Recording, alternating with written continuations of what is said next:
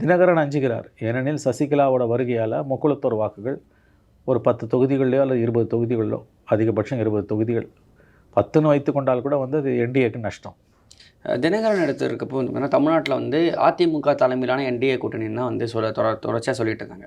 ஆனால் ஷீட் ஷேரிங்கை நான் வந்து ஏடிஎம்கேயோட பேச மாட்டேன், பிஜேபியோட பேசுகிறேன்னு சொல்லிட்டு தினகரன் அவர்களும் வாசன் அவர்களும் சொல்கிறதுக்கான காரணமும் தேவை என்ன? இல்லை, அது ஏடிஎம்கே தெளிவாக சொல்லிட்டாங்க, நீங்கள் அவங்களோட பேசிக்கோங்கட்டாங்க. இது எடப்பாடியோட சம்மதத்தோடு தான் நடக்குது. அலையன்ஸ்குள்ளே அவங்க வரும்போது பிஜேபியோட தான் ஏடிஎம்கே அலையன்ஸ். எல்லோரும் என்டிஏக்குள்ளே இருக்காங்க. கூட்டணி கட்சிகளுக்கான சீட்ஸை வந்து பிஜேபி தான் அலாட் பண்ணும். அன்புமணிக்கு மட்டும் இவர் அலாட் பண்ணுவார், இவர் டேரெக்டாக போய் ஏடிஎம்கே அலாட் பண்ணுவார். மற்றபடி டிடிவி வாசனுக்கெல்லாம் அவங்க கொடுத்துருவாங்க. அது அவங்களுக்குள்ளே இருக்க அரேஞ்ச்மெண்ட்டு. அதில் ஒன்றும் யாருக்கும் வருத்தமும் இல்லை. மியூச்சுவலி அக்செப்டட் பொசிஷன் அது, both ADMK and BJP and ADMK and the smaller parties. Sir, comparatively first ADMK பிஜேபியோட அலையன்ஸ் ஆகுதா அப்படின்ற ஒரு கன்ஃபியூஷன் ஓடிட்டு இருந்துச்சு. இப்போ அதே அளவுக்கு வந்து முன்னாடி டிஎம்கே காங்கிரஸோட அலையன்ஸ் அந்த விஷயங்கள் ஓடிட்டு இருக்கு.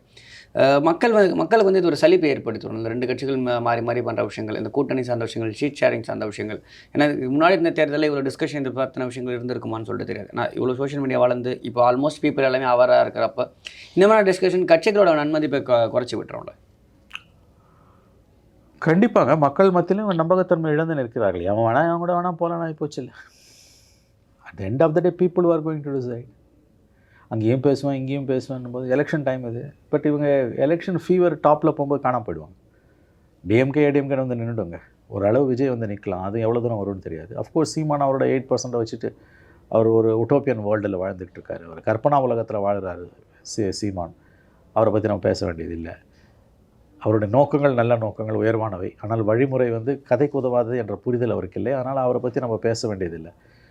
இந்த 3 பேர் தான். அதில் வந்து விஜய் வந்து நாளாக அவருடைய இது குறையுதுன்றாங்க. டிப் ஆகிட்டுருக்கு பாப்புலாரிட்டி.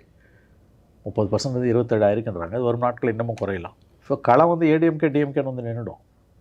அப்போ பல பேர் காணாமல் போவாங்க. பல பேரை பற்றி நீங்கள் பேச வேண்டிய அவசியம் இருக்காது. சீன்லேயே இருக்க மாட்டாங்க அவங்க. 92 96 ஜெயலலிதாவுக்கு எதிராக மிகப்பெரிய போராட்டங்களை முன்னெடுத்தது வாழப்பாடி ராமமூர்த்தி, காங்கிரஸ் கமிட்டி தலைவரும் சுப்பிரமணிய சாமியும். வாழப்பாடி ராமமூர்த்தி தெருக்களில் போராடினார், சுப்பிரமணிய சாமி நீதிமன்றங்களில் போராடினார்.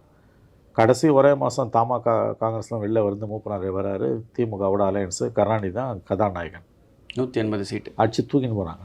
அதில் இது 11th ஹவரில் அது வரும்போது அந்த தமாக வந்து உதயமாய் வெளியில் வரத்துக்கு ஒரு வாரம் முன்னால் வரைக்கும் கூட திமுக அலுவலகம் வெறிச்சோடி கிடக்கும். சிபிஐ மட்டும் போய் கையெழுத்து போட்டுட்டு 8 சீட் வாங்கிட்டு போயிட்டாங்க திமுக கிட்டேருந்து.